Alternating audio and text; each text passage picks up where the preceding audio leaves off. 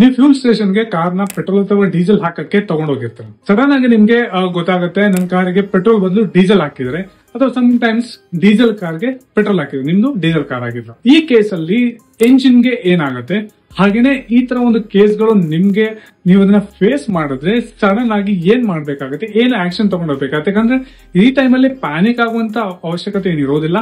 But ಕೆಲವೊಂದು immediate action ಗಳನ್ನ ತಗೊಳ್ಳೋದ್ರಿಂದ ದೊಡ್ಡ ಏನು ಡ್ಯಾಮೇಜ್ ಆಗ್ಬೋದು, ಇಲ್ಲ ಒಂದು ದೊಡ್ಡ ರಿಪೇರ್ ಏನ್ ಬರ್ಬೋದು ಅದನ್ನ ನೀವು ಅವಾಯ್ಡ್ ಮಾಡಬಹುದು. ಹಾಗೇನೆ ಈ ವಿಡಿಯೋದ ಕೊನೆಯಲ್ಲಿ ನಾನು ನಿಮ್ಗೆ ಈ ರೀತಿಯಾದಂತಹ ಒಂದು ಮಿಸ್ಟೇಕ್ ಗಳು ಆಗದಿರೋಂಗೆ ಹೇಗೆ ಪ್ರಿವೆನ್ಷನ್ ತಗೋಬೇಕು ಅನ್ನೋದನ್ನು ಕೂಡ ಈ ವಿಡಿಯೋದಲ್ಲಿ ತಿಳಿಸ್ಕೊಡ್ತೀನಿ.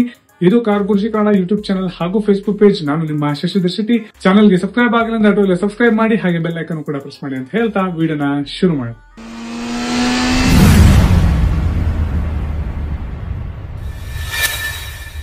ಈ ಫ್ಯೂಲ್ ಮಿಕ್ಸಿಂಗ್ ಅಲ್ಲಿ ಎರಡು ಸಿಚುವೇಶನ್ ಬರುತ್ತೆ. ನಾನು ಅವಾಗಲೇ ಹೇಳಿದಾಗೆ, ಒಂದು ಪೆಟ್ರೋಲ್ ಕಾರ್ಗೆ ಡೀಸೆಲ್ ಹಾಕುವಂತದ್ದು, ಇನ್ನೊಂದು ಡೀಸೆಲ್ ಕಾರ್ಗೆ ಪೆಟ್ರೋಲ್ ಹಾಕುವಂತ. ಫಸ್ಟ್ ಕೇಸ್ ನೋಡೋಣ, ಪೆಟ್ರೋಲ್ ಕಾರ್ಗೆ ಡೀಸೆಲ್ ಹಾಕಿದ್ರೆ ಏನಾಗುತ್ತೆ. ಸೊ ಇವೆರಡರಲ್ಲಿ ಯಾವುದು ತುಂಬಾ ಕಾಸ್ಟ್ಲಿ ರಿಪೇರ್ ಆಗುತ್ತೆ ಅಂಡ್ ಯಾವ್ದ್ರಿಂದ ಸ್ವಲ್ಪ ಸೇಫ್ ಆಗಿರ್ತಾರೆ ನೀವು ಅನ್ನೋದನ್ನ ನೋಡೋಣ. ಸೊ ಫಸ್ಟ್ ಪೆಟ್ರೋಲ್ ಕಾರ್ಗೆ ಡೀಸೆಲ್ ಹಾಕಿದ್ರೆ ಏನಾಗುತ್ತೆ ಅನ್ನೋದು ನೋಡಿ. ಸೊ ಈ ಕೇಸಲ್ಲಿ ನಿಮ್ಗೆ ಆಗುವಂತ ಒಂದು ಪ್ರಾಬ್ಲಮ್ ಏನಿರುತ್ತೆ, ಅಥವಾ ಒಂದು ಎಂಜಿನ್ ಆಗುವಂತ ಪ್ರಾಬ್ಲಮ್ ಏನಿರುತ್ತೆ, ಅದು ತುಂಬಾ ಕಡಿಮೆ ಇರುತ್ತೆ. ಯಾಕಂತ ಹೇಳಿದ್ರೆ ಪೆಟ್ರೋಲ್ ಕಾರ್ಗೆ ಯಾವಾಗ ನೀವು ಡೀಸೆಲ್ ನ ಫಿಲ್ ಮಾಡ್ತೀರಾ, ಸೊ ಡೀಸೆಲ್ ಅನ್ನೋದು ಸೊ ಅಷ್ಟು ಈಸಿಯಾಗಿ ಕಂಬಷನ್ ಆಗೋದಿಲ್ಲ.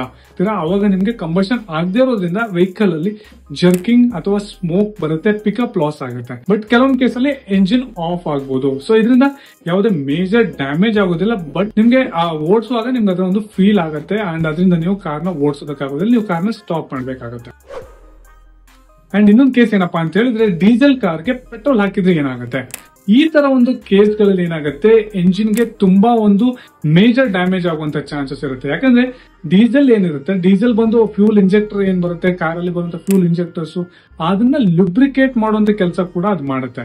ಸೊ ಈ ಒಂದು ಫ್ಯೂಲ್ ಇದ್ರ ಬದಲಿಗೆ ಪೆಟ್ರೋಲ್ ನ ಯಾವಾಗ ಹಾಕ್ತೀರಿ, ಸೊ ಪೆಟ್ರೋಲ್ ಬಂದು ಸಡನ್ ಆಗಿ ಹೊತ್ತಿ ಉರಿಯುವಂತ ಒಂದು ಫ್ಯೂಲ್, ಅಥವಾ ಅದು ಕಂಬಷನ್ ಕೂಡ ಅಷ್ಟು ಕ್ವಿಕ್ ಆಗುತ್ತೆ. ಬಟ್ ಡೀಸೆಲ್ ಕಾರ್ಗೆ ನೀವು ಪೆಟ್ರೋಲ್ ನ ಯಾವಾಗ ಹಾಕ್ತೀರಾ ಆ ಟೈಮ್ ಅಲ್ಲಿ ಸೊ ಪೆಟ್ರೋಲ್ ಅನ್ನೋದು ಡೀಸೆಲ್ ಇಂಜೆಕ್ಟರ್ಸ್ ಗಳನ್ನ ಅಥವಾ ಫ್ಯೂಲ್ ಸಿಸ್ಟಮ್ ನ ಡ್ಯಾಮೇಜ್ ಮಾಡುವಂತ ಚಾನ್ಸಸ್ ಇರುತ್ತೆ. ಇನ್ನು ವರ್ಸ್ಟ್ ಕೇಸ್ ಅಲ್ಲಿ ನೀವು ಕಾರ್ನ ರನ್ ಮಾಡಿದ್ರಿ ಅಂತ ಹೇಳಿದ್ರೆ, ಕಾರ್ನ ಏನು ಡೀಸೆಲ್ ಅಲ್ಲಿ ಎಂಜಿನ್ ಅಲ್ಲಿ ಮೆಕ್ಯಾನಿಕಲ್ ಪಾರ್ಟ್ಸ್ ಏನಿದೆ ಅವು ಕೂಡ ಡ್ಯೂ ಟು ಹೈ ಟೆಂಪರೇಚರ್ ಏನಿದೆ ಅದರಿಂದ ಅವು ಸಿವಿಯರ್ ಡ್ಯಾಮೇಜ್ ಆಗ್ಬೋದು. ಇನ್ ವರ್ಸ್ಟ್ ಕೇಸ್ ಅಲ್ಲಿ ಎಂಜಿನ್ ಬಂದು ಆಫ್ ಆಗುವಂತ ಚಾನ್ಸಸ್ ಇರುತ್ತೆ, ಮೆಲ್ಟಿಂಗ್ ಆಗುವಂತ ಪಿಸ್ಟನ್ ಗಳಿರ್ಬೋದು, ಕ್ರಾಂಕ್ ಶಾಫ್ಟ್ ಇರ್ಬೋದು, ಈ ಒಂದು ಕಾಂಪೋನೆಂಟ್ ಗಳು ಮೆಲ್ಟ್ ಆಗುವಂತ ಚಾನ್ಸಸ್ ಇರುತ್ತೆ, ಎಂಜಿನ್ ಸೀಸ್ ಕೂಡ ಆಗ್ಬೋದು. ಸೊ ಇದರಿಂದ ಪೆಟ್ರೋಲ್ ಕಾರಿಗೆ ಡೀಸೆಲ್ ಹಾಕಿದ್ರೆ ತುಂಬಾ ಒಂದು ವರ್ಸ್ಟ್ ಸಿನಾರಿಯೋ ನೀವು ಫೇಸ್ ಮಾಡೋದಿಲ್ಲ. ಬಟ್ ಡೀಸೆಲ್ ಕಾರ್ಗೆ ಯಾವಾಗ ಪೆಟ್ರೋಲ್ ನ ಹಾಕ್ತೀರಾ ಆ ಟೈಮಲ್ಲಿ ತುಂಬಾ ಒಂದು ಮೇಜರ್ ಡ್ಯಾಮೇಜ್ ಎಂಜಿನ್ ಆಗುವಂತ ಚಾನ್ಸಸ್ ಇರುತ್ತೆ.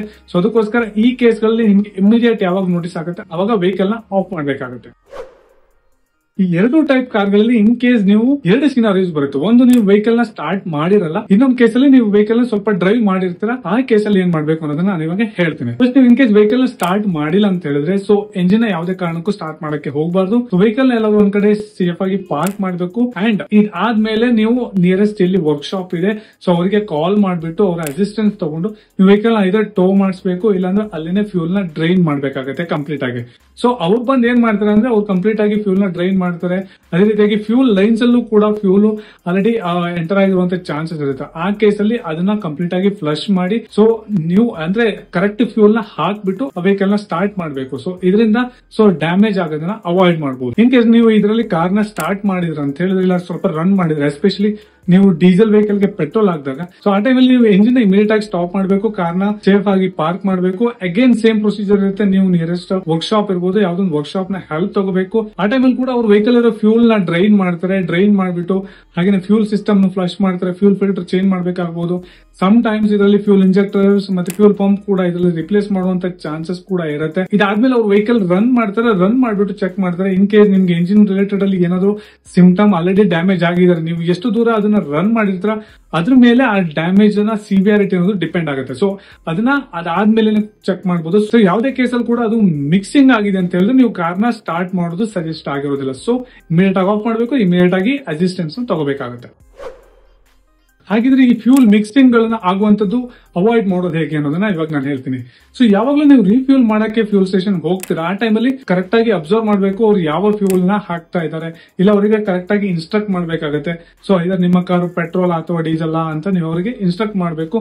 ಅದಾದ್ಮೇಲೆ ಇನ್ನ ಕೆಲವೊಂದು ಕೇಸಲ್ಲಿ ನಿಮ್ಗೆ ಆಪ್ಷನ್ ಇರುತ್ತೆ, ಸ್ಟಿಕ್ಕರ್ ಗಳು ಸಿಗ್ತವೆ ಪೆಟ್ರೋಲ್ ಮತ್ತೆ ಡೀಸೆಲ್, ಅದನ್ನು ಕೂಡ ಫ್ಯೂಲ್ ಇಡದೇನು ಕವರ್ ಇರುತ್ತೆ ಅದ್ರ ಮೇಲೆ ನೀವು ಕ್ಲಿಕ್ ಮಾಡಬಹುದು. ಸೊ ಅದು ಕೂಡ ಅವರಿಗೆ ಇಂಡಿಕೇಟ್ ಆಗುತ್ತೆ. ಸೊ ಅದರಿಂದ ಅವರು ಕರೆಕ್ಟ್ ಫ್ಯೂಲ್ ನ ಸೊ ಹಾಕ್ಬಹುದು. ಹಾಗೆ ಈ ಫ್ಯೂಲ್ ನಾಸಲ್ ಏನಿರ್ತವೆ ಅಲ್ಲಿ ಫಿಲ್ ಮಾಡುವಂತದ್ದು, ಅದರ ಕಲರ್ ಗಳನ್ನ ಮೇಲೂ ಕೂಡ ನೀವು ಅದನ್ನ ಯಾವ ಫ್ಯೂಲ್ ಹಾಕ್ತಾ ಇದ್ರೆ ಅಂತ ನೀವು ನೋಡಬಹುದು. ಸೊ ಯೂಶಲಿ ಡೀಸೆಲ್ ನ ಫ್ಯೂಲ್ ನಾಸಲ್ ಬಂದು ಬ್ಲಾಕ್ ಕಲರ್ ಇರುತ್ತೆ, ಹಾಗೆ ಪೆಟ್ರೋಲ್ ಫ್ಯೂಲ್ ನಾಸಲ್ ಬಂದು ಆರೆಂಜ್ ಇಲ್ಲ ರೆಡ್ ಕಲರ್ ಗಳಲ್ಲಿ ಇರುತ್ತೆ. ಸೊ ಇದರಿಂದ ಸೊ ನೀವು ಅದು ಯಾವ ಫ್ಯೂಲ್ ಹಾಕ್ತಾ ಇದ್ರೆ ಅಲ್ವಾ ಅಲ್ಲಿ ಪೇಸ್ಟ್ ಮಾಡಿರೋ ಸ್ಟಿಕ್ಕರ್ ಗಳನ್ನ ನೋಡಬಹುದು ಆ ಒಂದು ಪಂಪ್ ನಲ್ಲಿ, ಐದರ್ ಪೆಟ್ರೋಲ್ ಇಲ್ಲ ಡೀಸೆಲ್. ಸೊ ಇದನ್ನ ನೀವು ಅಬ್ಸರ್ವ್ ಮಾಡ್ಬೇಕಾಗುತ್ತೆ, ಇಲ್ಲಾಂದ್ರೆ ಇದರಿಂದ ಈ ತರದ ಮಿಸ್ಟೇಕ್ ಗಳು ರಿಪೀಟ್ ಆಗುವಂತ ಚಾನ್ಸಸ್ ಕೂಡ ಇರುತ್ತೆ. ಇದಾಗಿತ್ತು ಇವತ್ತಿನ ವಿಡಿಯೋ. ಈ ವಿಡಿಯೋದಲ್ಲಿ ನಾನು ನಿಮಗೆ ಫ್ಯೂಲ್ ಮಿಕ್ಸಿಂಗ್ ಆದಾಗ ಏನು ಇಮಿಡಿಯೇಟ್ ಆಕ್ಷನ್ ಗಳನ್ನು ತಗೋಬೇಕು, ಹಾಗೇನೆ ಅದನ್ನ ಪ್ರಿವೆಂಟ್ ಮಾಡೋದು ಹೇಗೆ, ಅದಕ್ಕೆ ಕೆಲವೊಂದು ಟಿಪ್ಸ್ ಗಳನ್ನ ನಿಮ್ಗೆ ಕೊಟ್ಟಿದ್ದೀನಿ. ವಿಡಿಯೋ ಇಷ್ಟದಲ್ಲಿ ದಯವಿಟ್ಟು ಲೈಕ್ ಮಾಡಿ, ಶೇರ್ ಮಾಡಿ. ಮುಂದಿನ ವಿಡಿಯೋದಲ್ಲಿ ಮತ್ತೆ ಭೇಟಿ ಆಗ್ತೀನಿ. ಅಲ್ಲಿವರೆಗೂ ನಮಸ್ಕಾರ.